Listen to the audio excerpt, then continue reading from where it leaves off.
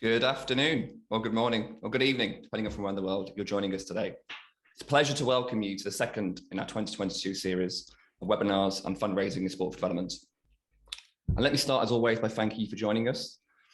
I feel like a broken record, but just the level of interest in the series and all the work we do in this area has been overwhelming, and it's continuing to build, which I can only say is testament to the esteemed panel of speakers that we always are able to attract, and today is certainly no different. So for those who don't know, my name is Luke Selfall, and I'm Managing Director at Oaks, and we work with sport for development organisations across the world, supporting with strategy, fundraising, income generation, sustainability, and capacity building, and I'll be the moderator for today's discussion. So again, hopefully a lot of you already know, but in January, we launched our second annual State of the Sector Fundraising and Sport for Development report. But by way of a recap, I think it was quite positive, particularly compared to the year before, with lots of interesting takeaways and highlights. And I'll just run through a few of those to help frame the conversation today. So some key highlights, including 53% of organisations who we spoke to actually forecasting an increase in income this year, which is great to see, compared to only 25% in the previous year.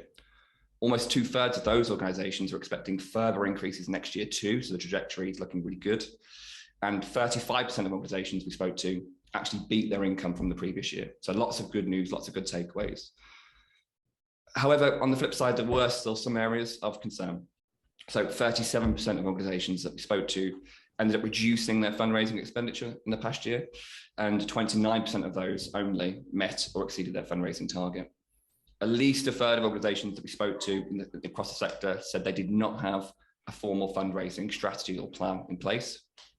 And 42% of organisations that we spoke to who did experience income reduction cited not having enough people with the right skills and resources in the organisation as the primary reason.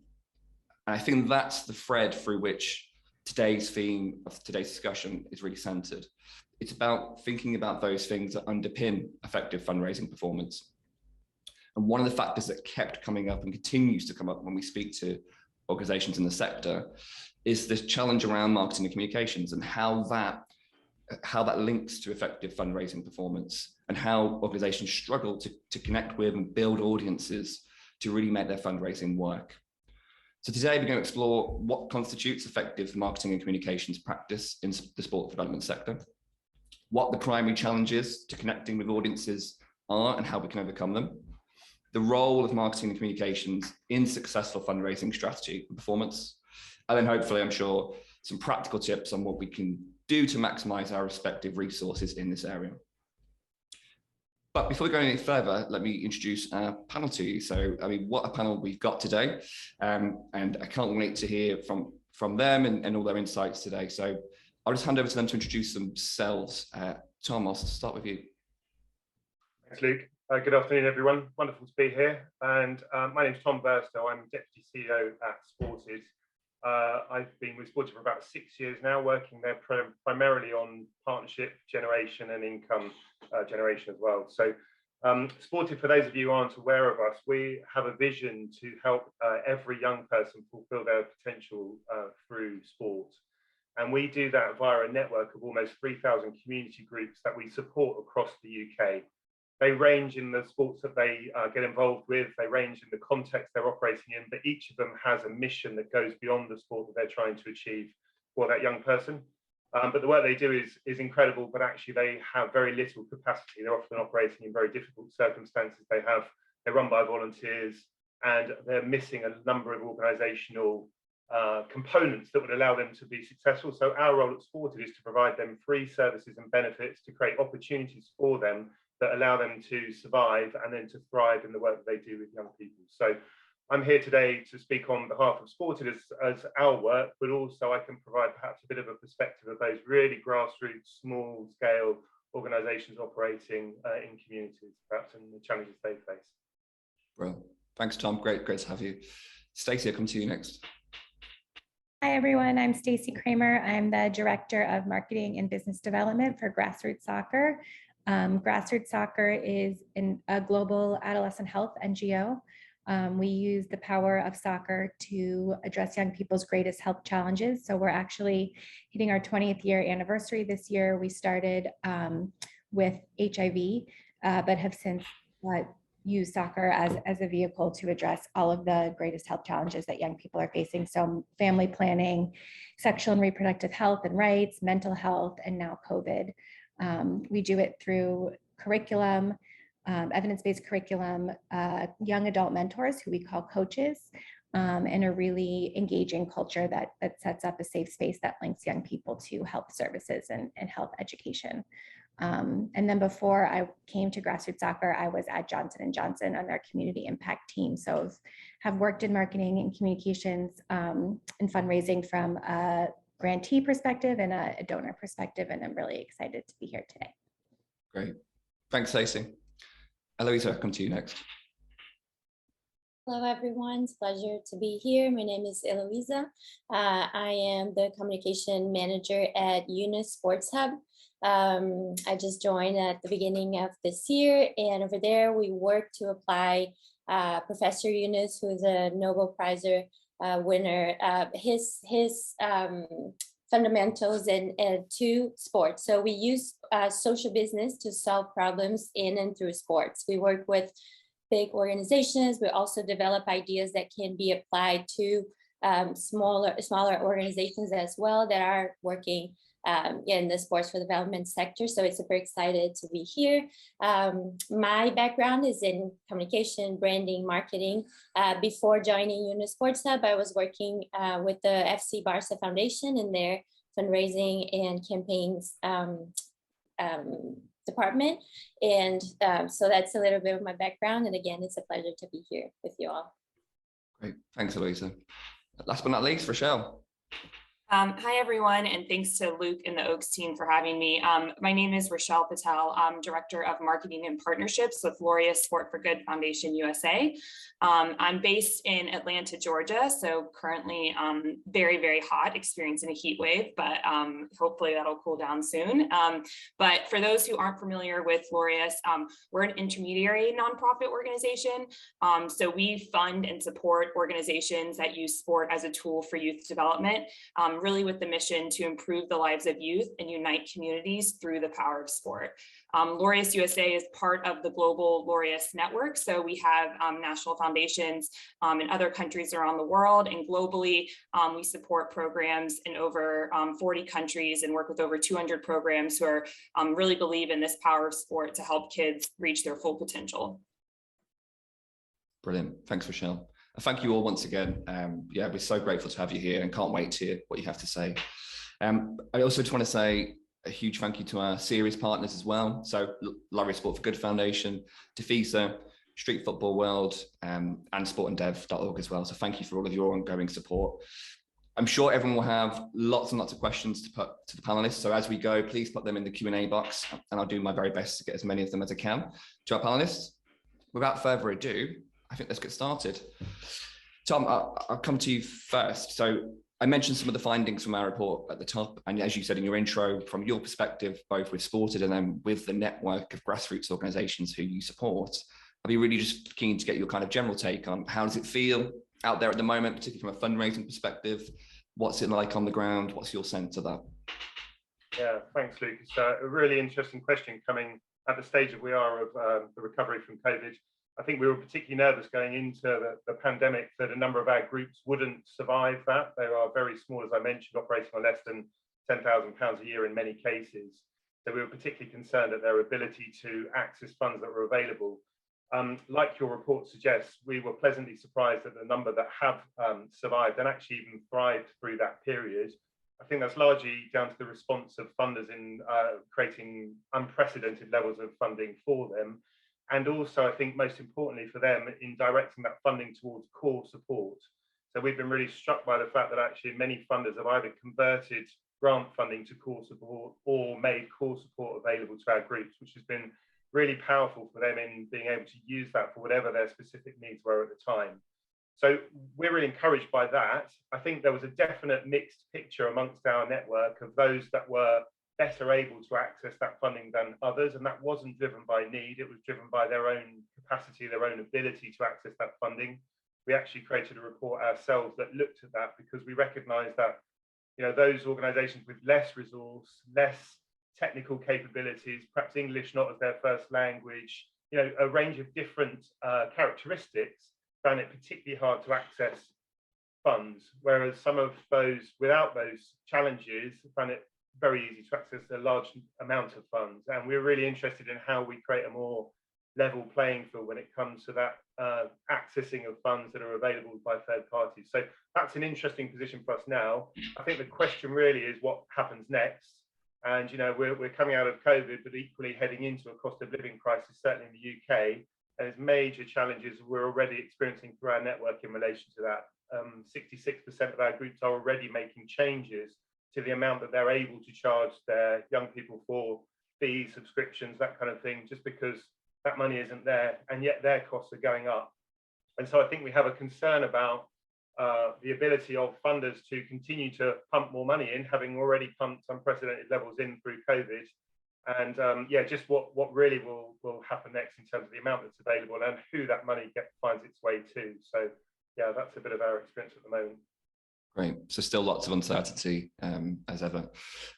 Rochelle, I'd be keen to get your perspective on that as well from a US vantage point for Laureus and the organizations you work with. What's it feel like out there? Yeah, so I think there is a little bit of, it seems to be trending up, I would say. I think, you know, while COVID isn't over, it does seem like programs that have, you know, made it through are starting to figure out what does their new normal look like. And I think what COVID did for a lot of organizations in the US was really make people refocus. I think to Tom's point, you know, when COVID first started, a lot of organizations did unfortunately have to either, you know, let go of staff or kind of shorten what they were doing in terms of their operations. And even Laureus, you know, we went through our own transitions as well. And so I think when your back's up against the wall, you have to really focus on what is our core mission, you know, where are we really trying to deliver impact? What do we need to focus on? And I think also, you know, across the board, I do think when you're looking at the people perspective as well, what is it that folks need the most? And so I think what organizations now kind of coming on the other end of that, they've really been able to refocus in on their core mission. And in some ways that's helped them be able to attract even more relevant funding. So whereas before maybe, you know, they had a lot more funders, maybe they weren't all actually in line with what they were trying to achieve. And so now they're able to say, okay, what are our key goals? Where we need to focus most, and what partnerships are helping us achieve that, and where can we really be focusing our efforts for that to be able to happen? And we, you know, also know that young people are just facing so many challenges coming out of this pandemic, and so I think we don't have the luxury to not be focused in, right, on where it's going to create the absolute most impact. So I think on the other end, I think folks are excited to obviously be doing more things in person, to be reconnecting. I think we see at organizations that are running their in-person programming, kids are really excited to be out and playing. And we know play is so important to help bring back some of what was lost. And so I do think, you know, in terms of trends, I think funders are still wanting to help make sure that we make it all the way through this. But I do think that most of all, it's people just understanding, okay, what am I really going to focus on? What's core to the mission? How am I going to make sure that we're able to continue to do the work that we need to do? Yeah, absolutely. Eloisa, how about you? What do you feel in terms of the general feeling on the ground at the moment? Well, I had kind of back when in 2020, I was still at FC Barca, and that was a very interesting experience because the foundation was, you know, you depend in a lot of levels from the club.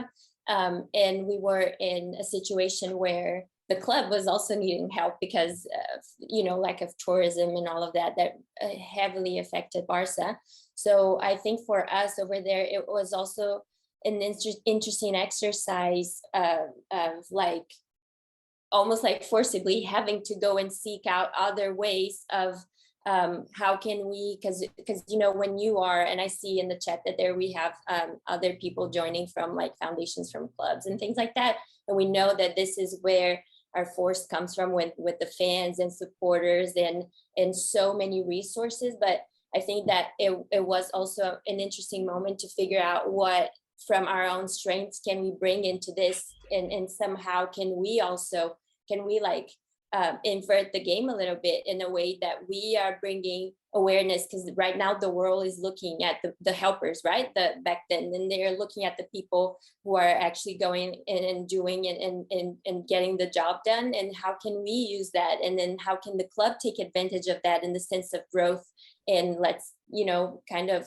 get together to fundraise. So being in that perspective, I think it was this mix of the whole worry of what's going to happen, but at the same time, this shift in perspective of seeing the foundation and it as like a bigger asset. I'm a strong and firm believer of how when a brand has purpose in its DNA, that's so much more impactful, and it's not, you're not just doing marketing for like something to put out a fire, but you're also actually responding to something that was born with your brand. And then I think this is where we as foundations, organizations, social organizations can play such an important role, because we get to activate that. And I think it's completely related to the importance of marketing and all of that, because to give out an actual true message,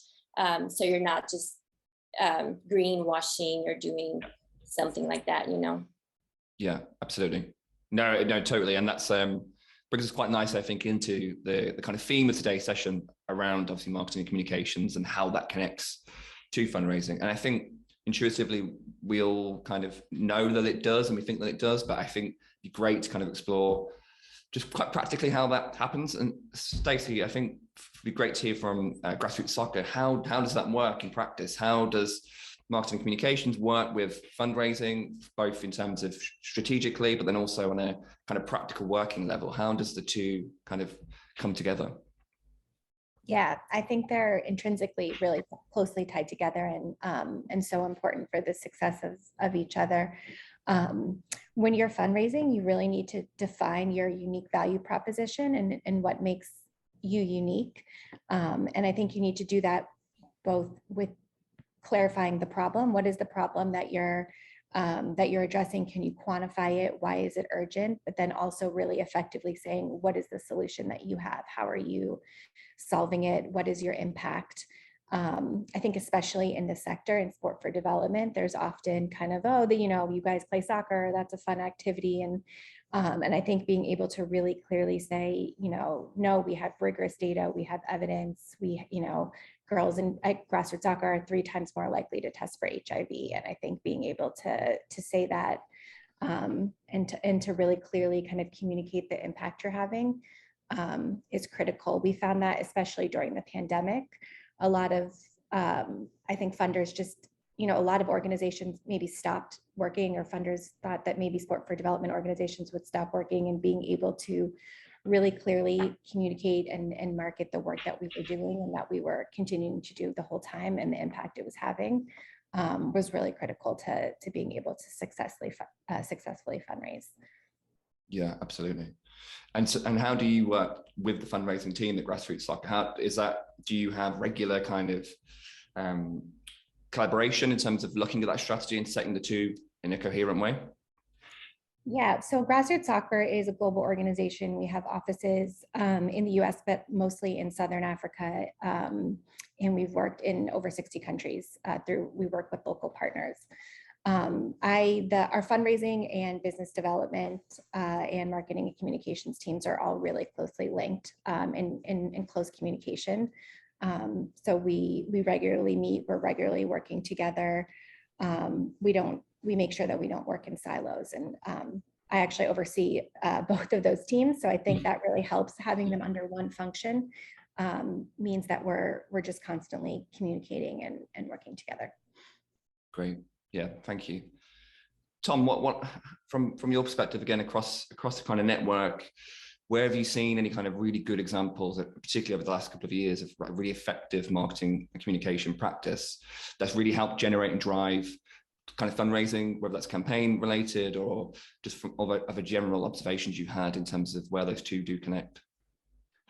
Yeah, I think firstly, it's one of the biggest challenges that our groups have actually is in connecting those two things. I think a lot of our groups don't see them necessarily as being connected, and actually can find both of them quite difficult to fully get their heads around. And we often have quite a few of our services relate to either fundraising or marketing, recognizing those are challenges for groups. That might be a technical challenge, it might be a knowledge gap, it might be a connection gap in terms of who they know and how they can receive that kind of help, but it's quite a difficulty for them. So I think over the last couple of years, what we've really seen is that technical divide, that digital divide, essentially, of those groups that really know how to leverage their brand, the content that they are able to generate through their work, and to share that effectively with the right audiences. I think a number of our groups find it difficult perhaps to capture the right stuff and share it in the right way on the right platform. And I think that's a real challenge for them. So I'm thinking about some examples where, you know, an organization will present itself, however big or small it may be, it presents itself in a really slick and professional manner. Thinking of a group in London that really creates an image of how its young people want to look. So they all wear some brilliant kit. The imagery is really stylish. And, you know, and it has two effects. It has one effect on the young beneficiaries themselves in terms of them feeling great and looking great. And another in terms of those people accessing that content in thinking, this is a great outfit here. This is really what I want to support. It's what I want to get behind. I can see just, you know, there's real purpose here. So I think that there's, quite a bit of opportunity for groups, but it's a real area where they actually need that kind of support actually to help them to bring to life their work. And, you know, often we find that they're achieving the most amazing things on the ground, right? They're transforming lives quite literally through what they do. But when you ask them about that, the way that they articulate that, or the way that they might share it, is perhaps not as powerful as it really could be in terms of describing that impact, in terms of bringing that to life. And when we go and see that work, you're kind of blown away by it, right? But that doesn't really come across perhaps in the written word, or perhaps in the images, or some of the content that you might see on social. So I think there's a real piece there about what assets do you have and how effectively are you able to use them, to the benefit of your comms work. But clearly that has an immediate knock on into how you're able to raise funds on the back of that. Yeah, absolutely. I think it's a really important point as well. And I think that lots of the organizations here today will be really kind of small and have limited resources and experience maybe when it comes to marketing and communications and how that connects to fundraising. So Eloisa, I'd be keen from your perspective to understand, what do you think the kind of fundamentals are? If we've got limited resource, we've got limited time potentially to spend on this, what are the absolute things we should be focusing on when pulling together a marketing and communications strategy?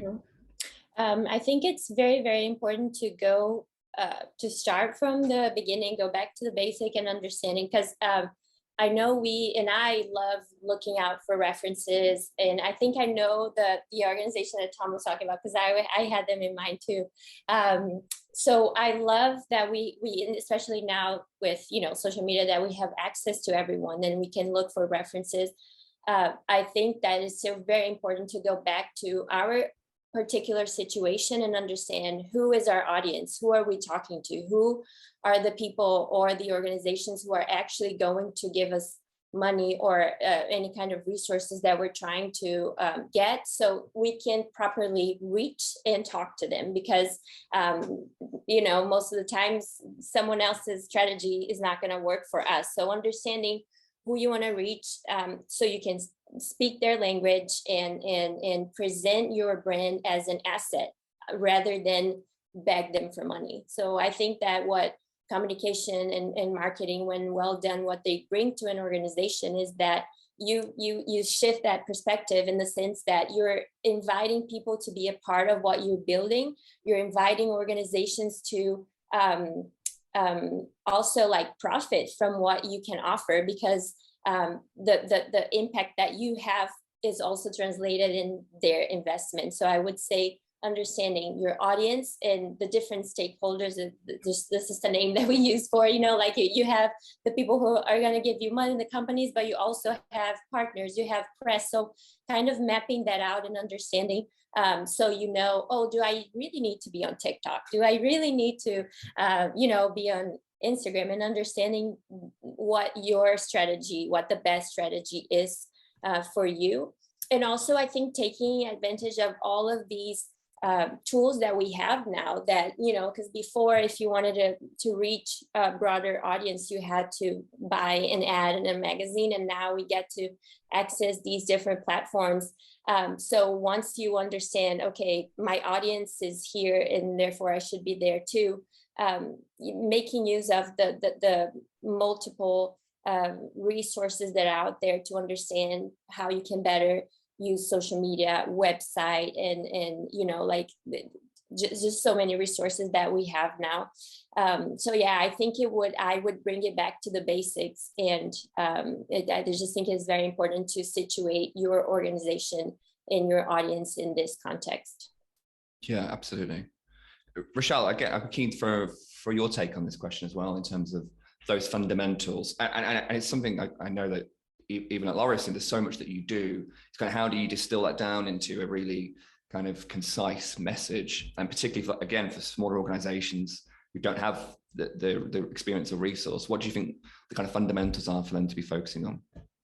Yeah, and I'll kind of speak to the question you asked, Tom, as well. So Laureus is obviously a huge network, but honestly, especially in the US team, where the marketing comms team is just me and a temp. And then I'm also, do have a strong role in fundraising on the marketing and partnership side. So we actually have often more limited resources than even some of the partners we're funding. So I think what has been effective for us is truly that collaboration and partnership piece when it comes to marketing and communications. And I love what Eloise said around inviting people to be part of what you're doing. I think that's at the core of what Laureus is about, is trying to invite communities, programs, corporates, athletes to be a part of this. And so I think when you're thinking about what you're trying to achieve, I think it's okay for there to be different things, but you need to focus on one per, whether it's, campaign or whether it's per goal. And so, I think a really good example of this, and I also think it always starts with the end in mind. And I think Stacey kind of spoke to that. So, coming out of COVID, we knew that this was obviously a really hard time for organizations. So when it came to how can we support them for marketing communications, the first thing we had to do was listen, right? So we created these, in our key cities, we have programs we called Sport for Good Cities, which are bringing together all different types of sports-based youth development organizations, but also teams, corporates, anyone who believes in this power of sport. And so we first went to our organizations and kind of said, what was hardest during this time? How can we support you? What are you guys struggling with? And through that process, there was one kind of one of our cities in Chicago, this idea kind of rose around how can we create this campaign that really speaks to how sport can help us through this. And I think to Stacey's point, people thought, oh, sport for development organizations, well, you can't, all be outside, or you can't be in a gym playing basketball, so you guys aren't working. But we know that they were working harder than ever. And we also know that when we're thinking about healing, coming out of COVID, that the role that sport and play can have in that. And so kind of everyone came together to say, we want to create this campaign around, Chicago's comeback, right? And how can we really encourage specifically government to say, this is something that we need to invest in. And so through working with, over 80 organizations, we're able to put this together. And when, I was brought into that group, it was, how can we get this message out to the masses? And so when you have that such a powerful, right away, the message is super powerful and it's super sound, right? So, it's just a matter of like getting it in front of the right audience.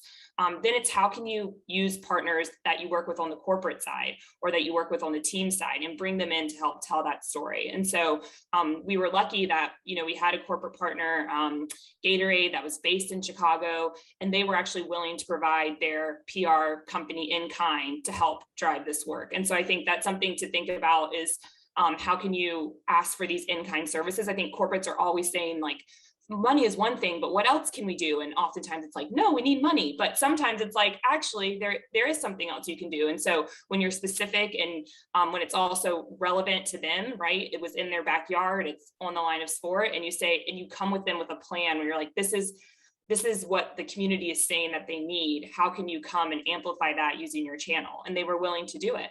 And then especially a group like Laureus, when we're lucky enough to have access to some athlete ambassadors, I think, you know, especially, well, I think globally, but especially in the US, athletes are really coming into their own with their voice, right? And I think they're tired of kind of like the typical, just like tweet out this message, you know, just like say the same thing that, you know, everyone says, like sport is good, you know, but when you come to them to say, no, we're running a campaign, we're trying to raise like millions of dollars, it's going to allow kids who don't have access to have access.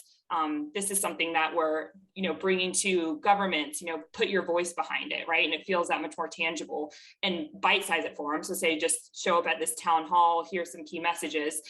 They were able to help kind of push that over the line and really allow us to ultimately succeed, right? We ran a campaign, Chicago's Comeback. We went it out to all of the people in Chicago. We had the PR services from Gatorade. Chicago Cubs was able to provide one of their athletes to help support it. We had some athletes that helped as well. And so I think there's a lot of things that you can glean from that, you know, like I think if you're the nonprofit on the ground, are there groups that are working collaboratively to reach a goal that you can plug into where you might not be able to do that on your own? If you're more in that intermediary space, or if you're kind of a larger foundation, are you truly listening to the community to figure out what is that key message that I want to kind of amplify? And then are you utilizing the connections that you have? And if you're a corporate, and you have these resources, who are those groups that you can come alongside to help share those messages? So I think that's a good example, and also speaks to kind of, while it was a really big project, there was a lot of just basic things that happened to make sure that we were able to succeed. Brilliant. Thanks, Rochelle. Apologies to the audience for not getting any of your questions to the panel yet, so I am going to correct that right now. So one has come through, and Stacey, I'll bring it to you. What are your favorite tools or resources out there that you think small organizations could or should be using in their marketing and communications? Yeah, that's a great question. I'm going to answer first a little unconventionally, but I think the greatest tool is actually the people that you work with and the people that you're serving on the ground. I think at Grassroots Soccer, we found it's really important to center the voices and lift up the voices of the young people that we work with. They can talk about our impact and tell their story so much more authentically when they're doing it themselves. And we found it's really compelling. And there's just, you know, there's a ton of great energy. And so we really love to involve the young people that we serve in our communications, and have them give their ideas and tell their stories. So I think that's really important. And you can do it as any size organization to do. I also think social media now is huge, and it's how you can reach a lot of people.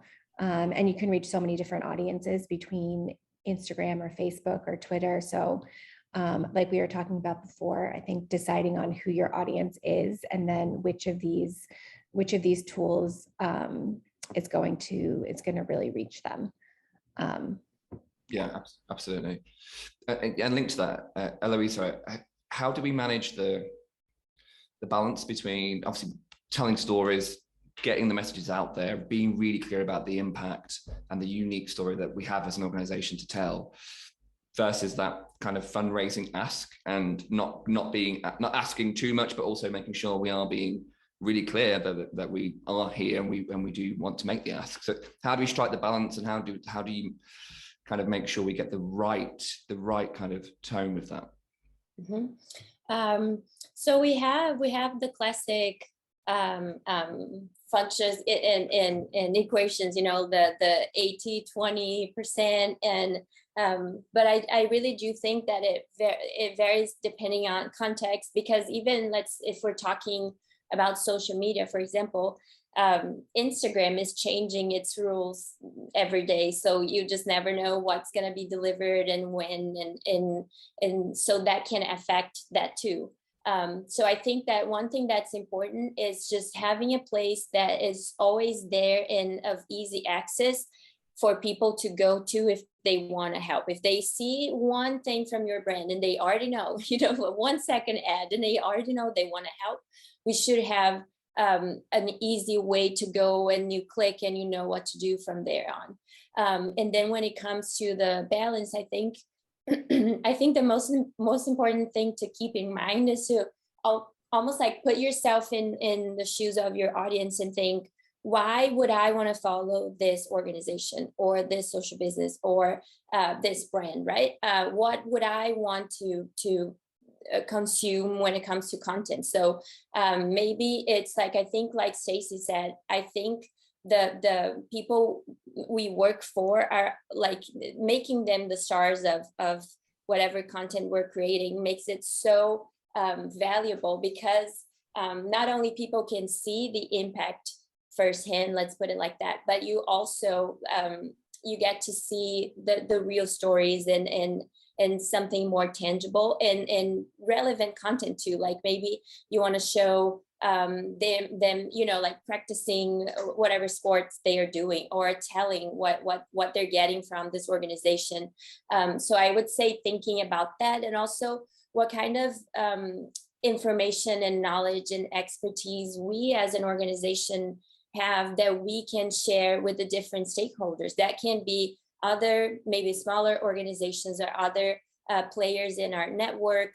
And then to the general audiences, of course, no one wants, like you said, we don't want to be asking for money on every single post. But I think that by knowing what your brand stands for and what your purpose is, there are different ways of activating that. So that can be, sometimes you're not necessarily gonna make a very fundraising targeted post, but you're gonna maybe do, like, you're gonna share something that your program manager knows from that program that you apply that can also be useful to that person who's following you, you know?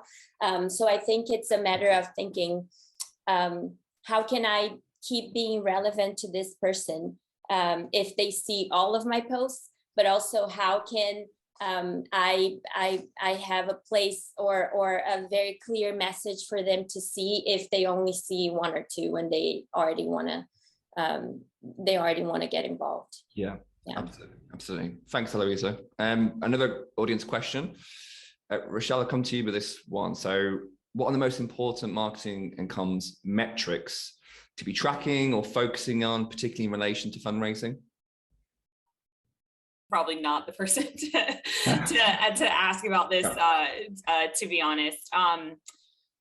Okay, I can just speak from my experience, and I think, to me, I don't necessarily do, frankly, a great job of like tracking like metrics around like how many people did this reach, you know, are we, you know, we always check like, you know, our followers increase, kind of those basic metrics. But honestly, I think the way I see success is twofold. I think it's, are we raising more funds? So like, did this campaign or does our social media or did the way that we market ourselves, right, bring in new partners? And for us, honestly, Laureus, we don't really have a big individual donor base. So when we're looking at our target for fundraising, it really is corporates, foundations, you know, government. So I think one thing for kind of targeting metrics is when I, you know, for instance, doing a press release isn't always the best thing to do, right? I think that's a more traditional form. But when we are part of a press release, did it target groups that have like responded and now are coming to us to say, oh, I saw this, that you did this partnership. And one thing that's great when we do a press release is like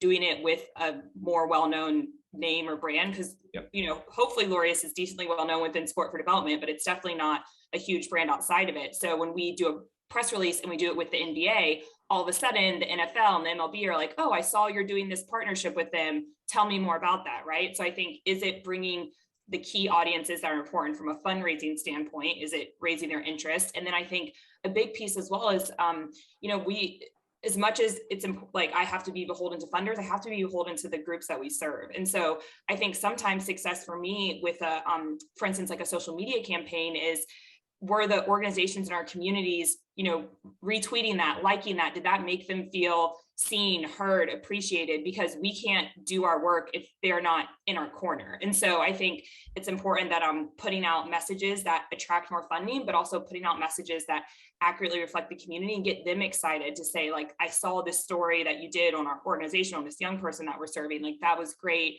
When they're sharing it, when they're speaking to each other about it, I think that's also a way that you can track and measure success is are the people whose stories you're telling, are they getting excited about what you're doing as well? You're the perfect person to ask the question to. Really?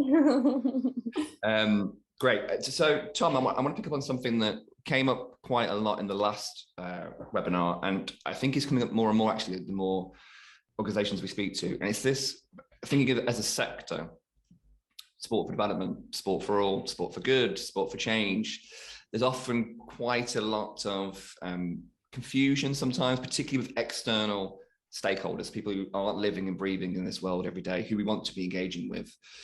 How do we kind of overcome that? Do you think there's, do you see that as a challenge? And do you see that as something we do need to think about, how we can be clearer and more coherent with messages? And just, yeah, how do you experience that? Like I say, particularly outside, when you're looking outside the bubble, so to speak, of sport development. Yeah, it's a good question, and we absolutely experience it, Luke. We're an interesting organisation. We're called Sported, so we have sport in our name. We don't have sport in our vision or our purpose, and yet still we find that when we're talking to some funders, they've immediately kind of pigeonholed us as being a sports organisation, particularly trusts and foundations, and they're sort of, we're not interested, we don't fund sport. And actually, we have that continual message of, this is what we're trying to achieve for young people, community. Sport is the hook, the vehicle, etc., all the things that you know. And I think our groups feel that even more. They'll say, you know, we might be a football club with amazing ambitions for young people that go well beyond the football, but we're compared to another football club which has none of those and bucketed in the same bracket. And they find that really, really difficult. So there's definitely a piece that has been always on the table about how we better articulate what we do as a sector. Some of that is about evidence. I know that's been on the table in the sector for a long time, and I know we've got better at that. I think we are getting better, definitely, at telling stories. I think the evidential, quantifiable stuff is still difficult. We get asked a lot, you know, how are you reducing knife crime or youth violence in the UK through the work of your groups? Now, that's a really challenging question to answer with, you know, stats, with quantifiable, messages, isn't it? But you can tell great stories around that. But actually, when it comes to certain types of funder, they're not going to go with that. So I think we have to find better ways of articulating our impact and attributing that impact to the work that we do. So we do quite a lot of work with our groups around their theory of change. What is it that they do that has an ultimate impact on their young people, their community beyond that? So how can they tell that story that has a much clearer route to the overall change that's happening, rather than just saying, well, we bring them and the magic happens and there's no sort of sense of what that really looks and feels like. So it is a difficult one. And I think another way of actually tackling it, Luke, is also thinking about who else is doing this well outside of the sector. Yeah. I've always been really conscious of it. As a sector, we tend to talk to one another an awful lot, and we're preaching to the choir, right? We all know the value of sport and physical activity in changing lives. What about, you know, in the sector that we're trying to reach? Like, I always remember grassroots sports, when they were first focused on HIV, they would often attend those conferences, you know, rather than the sport for development ones in the same way. You know, I think that's really powerful. Who should we be trying to reach that goes well beyond our kind of comfort zone? How can they support us? How can we support them in their ambitions? And certainly in the case of the UK, I don't think we've done a great job so far in really influencing change in terms of investment or strategies. When you look at different government ministries that we might have done, education, health, you know, communities, I think we could do a whole lot more. So I think, yes, work collaboratively, but also let's think about different ways and different organisations that we could work with that might help us tell our story perhaps in a different and more powerful way. Yeah, absolutely.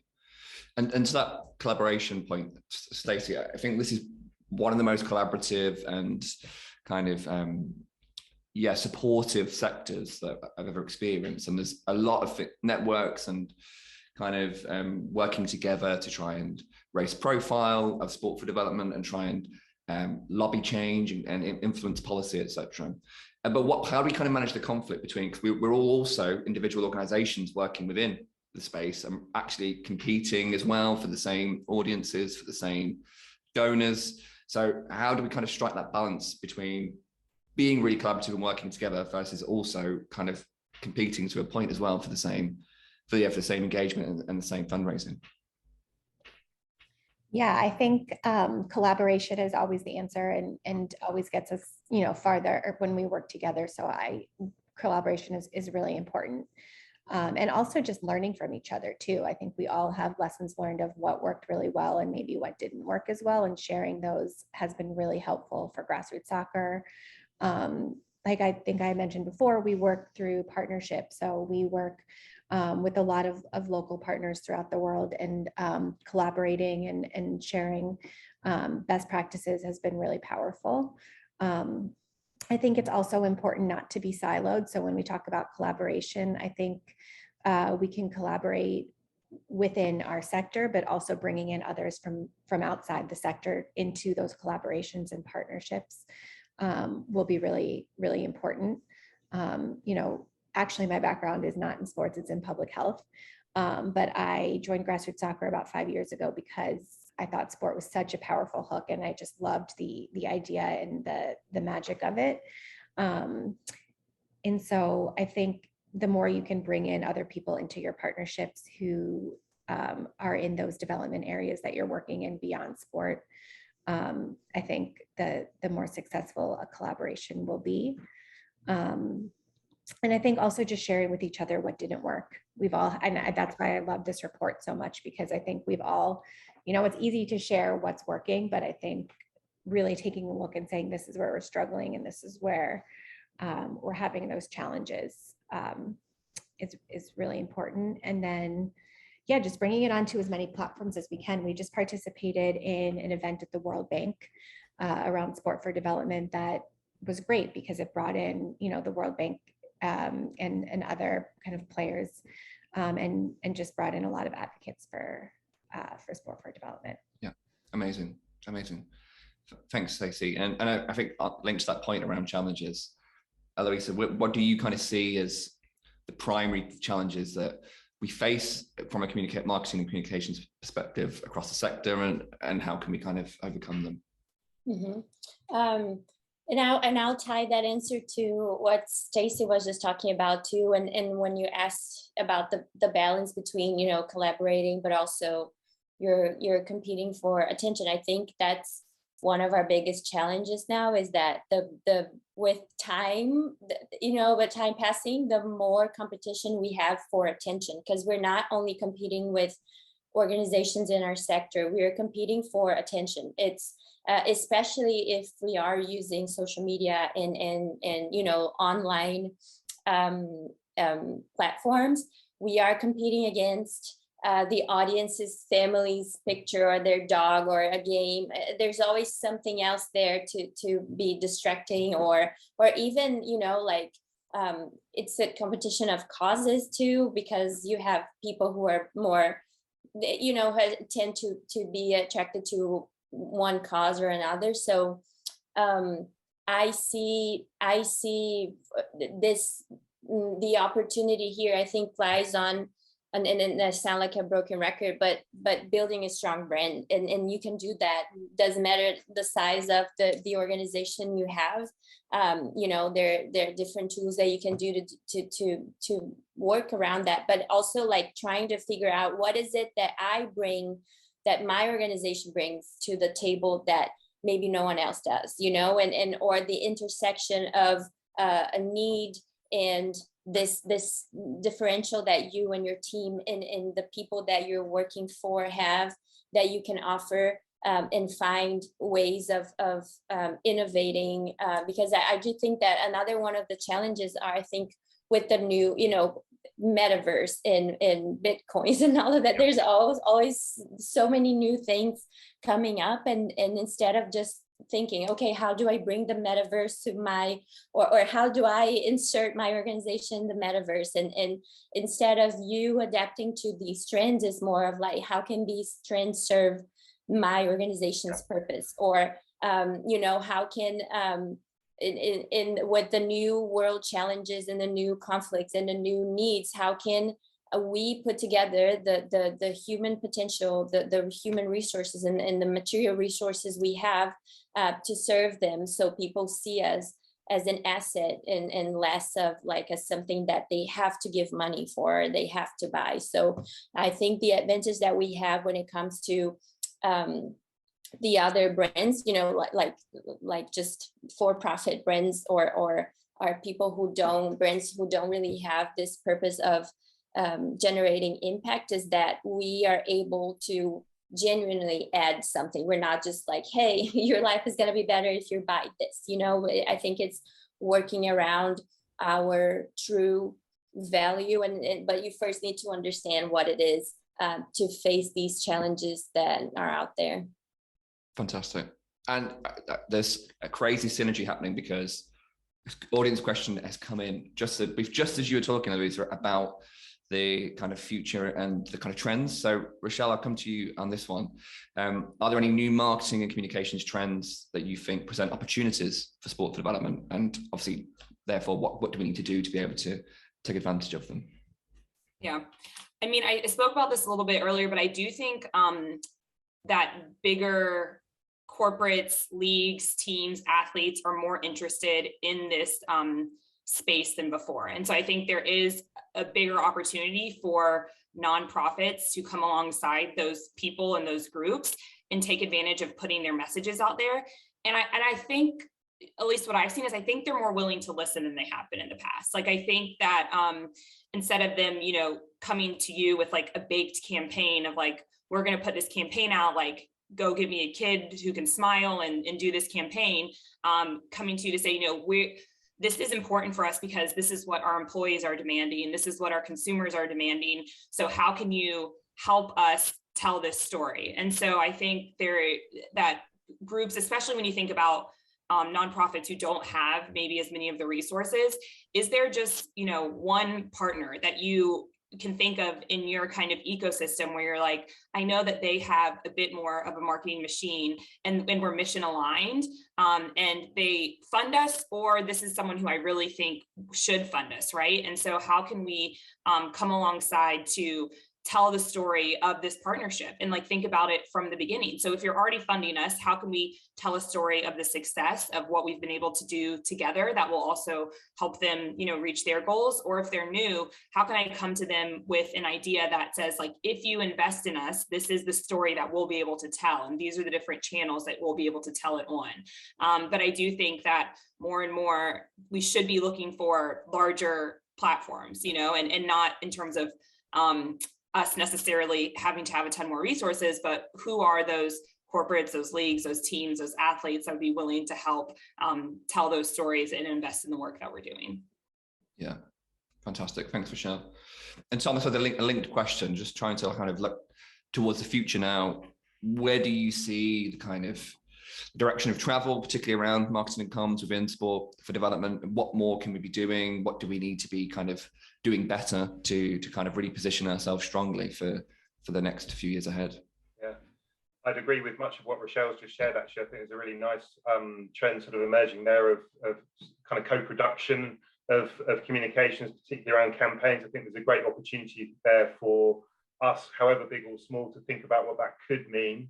And I think the really important bit in that is who is telling the story, right? So there's a great thing about what that story is, but who's up front and telling that story, who is sharing their journey through that. And I think we've not done a good enough job of amplifying the voice of the beneficiaries perhaps that we reach. So how can we really place them front and center and do it in a way that really reflects how they want to tell their story, rather than a way that we think, you know, traditionally we would have told it. So I think there's a few things there. Clearly there's a technical piece around more of our groups at the sort of lower level being able to access and create their own content. So that's a great thing in one respect. But as Eloisa said, I think it's really then about how they are focusing that content. Where does that go? How do you make sure that's targeted to the right people in the right place at the right time, just to ensure that actually it does get that kind of cut through, because otherwise, yeah, there's a whole load of noise out there, and really focus, I think, is the absolute key in that. So yeah, lots of opportunity, but I suppose focus for me would be the key thing to think about as we move forward.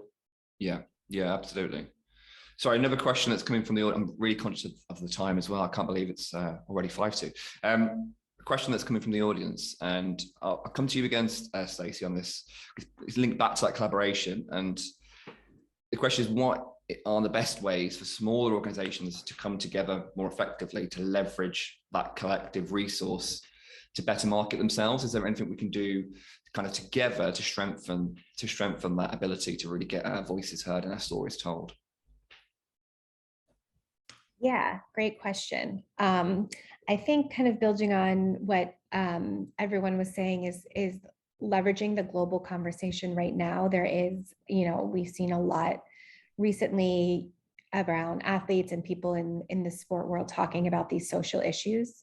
So I think leveraging those conversations, being a part of those conversations, joining on to those conversations, and making it part of something bigger. So right now there's a global conversation around mental health and sports role in building good mental health.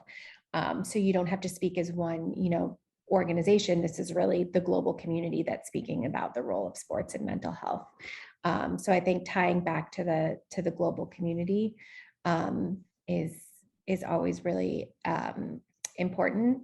And then talking about the collective impact. So if several organizations can partner together and talk about their collective impact and the work they do together and how it complements and builds one another.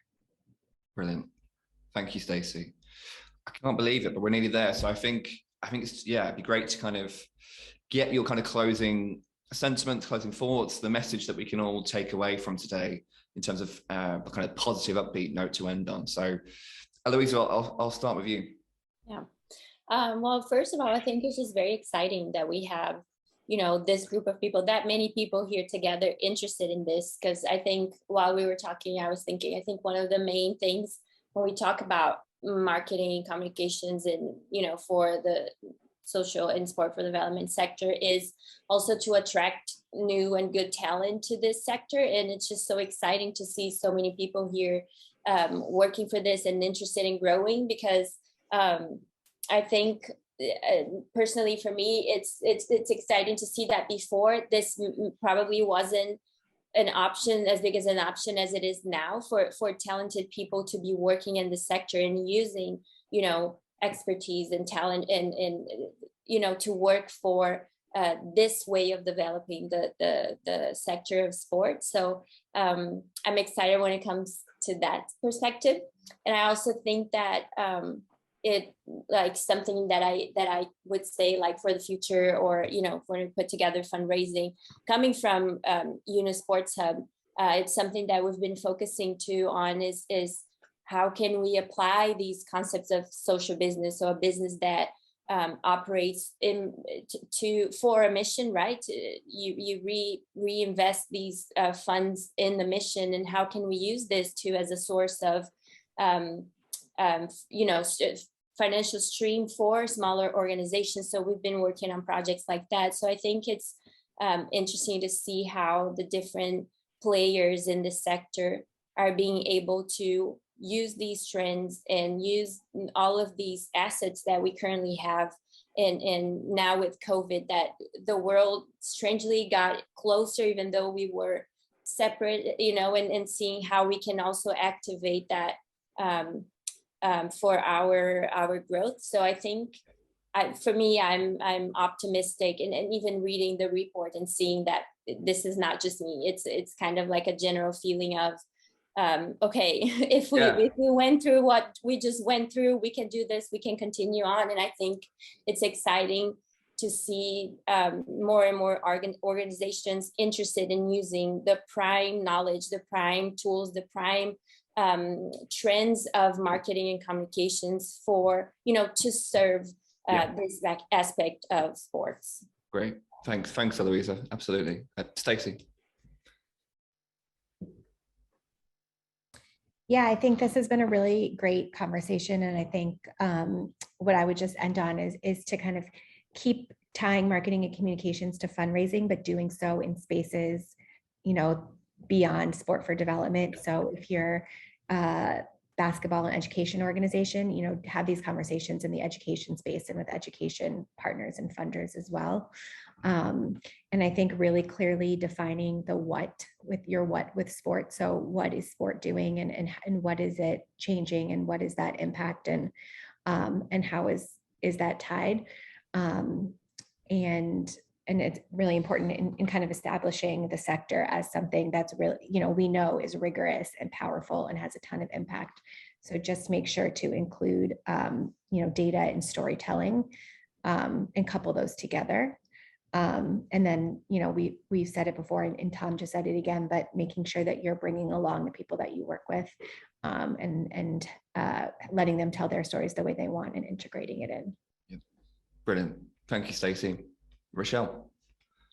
Yeah, I think it's kind of been said, a lot of it, and this is, thank you again for having me, and it's been great to hear from other colleagues. I think another thing I'll add is that we maybe haven't touched on, but just a reminder is when we can use clear language and simplify our language and kind of go away from the jargon as much as possible. I know that's difficult sometimes in this space, and but I have found that to be more effective with reaching, larger audiences or, even audiences outside of, to Stacey's point, sport for development. So I think along with, staying close to the people that you're impacting and, collaborating and starting with the end in mind, once you've done all of that, make sure what you're actually looking at is clear, simple, direct, and someone who has never, heard of this sector would be able to relate to it and understand why it's powerful and why it's impactful.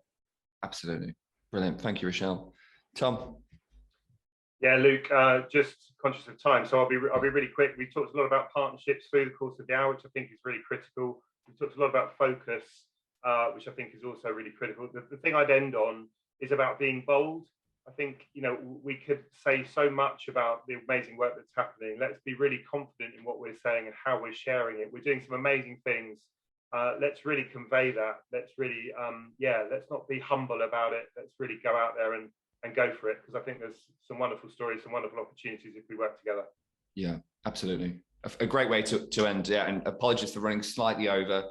I will try and just distill, without repeating what everybody's just said, some of the kind of key takeaways that I was picking up. And I think the big one that came through to me was about that, going back to basics, really making sure we understand who we're trying to reach, what the message is that we're trying to communicate, and understanding what makes us unique in that respect, and really make sure that comes through. I think making sure that we have that authentic message as well, and it's really clear that that's real, and it's not about marketing in a way. It's about making sure that essence of the message is really coming through. Absolute collaboration always comes to the fore when we do these kind of conversations, and I think that has come through really strongly today as well. We're stronger together, and we should be trying to harness that. And looking outside of the sector, that's always something we struggle to do. It feels like, but we should be doing more and more of that to bring best practice in. And obviously, there's lots of opportunity as well as we look into the future. Lots of new ways we can look at positioning ourselves from this perspective. So huge reasons to be optimistic. So again, just thank you so much to all four of you for joining us today. We're so grateful for your time and for your amazing contributions. And Rochelle, thanks for picking up some of the questions in the Q&A box as well. That's really helpful. Thanks again to our series partners, so Laureus Sport for Good Foundation, Tafisa, Street Football World, and Sport and Dev. Thank you to the audience as well for great engagement, some really good questions. Sorry I didn't get them all to the panel, but we clearly ran over when it comes to time. Anyway, the next session will be in September, so keep your eyes peeled for the announcements around the next event in the series. And the recording of today's session will be coming out early next week as well. So thank you once again to an amazing panel today. Thank you all for joining, and see you soon. Goodbye. Thanks, everyone. Thank you, everyone. Thanks, everyone, for joining. Goodbye.